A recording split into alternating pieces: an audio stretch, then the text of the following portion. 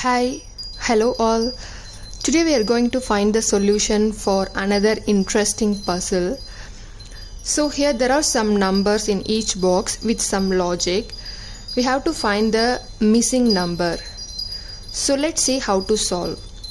First I'm going to take the left side number. I'm going to add the left side number. So here the 5 plus 8 plus 1.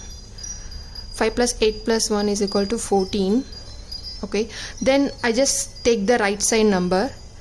4 plus 9 plus 1 is equal to 14. So the both values are same. Obviously the center one also should be same. So let's take 5 plus, here the question mark is placed. I just consider as x. X plus 6. The total number of the sum of number is 14, so just take as 14.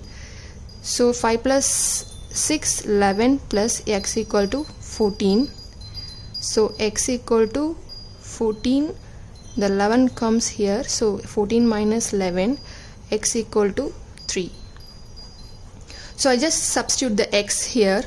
So 5 plus 3 plus 6. So the answer is 14. Yes, that's all. So hope you learned how to solve this puzzle. If you are new to this channel, kindly check all the videos. If you found it useful, subscribe the channel. Thank you. Bye bye.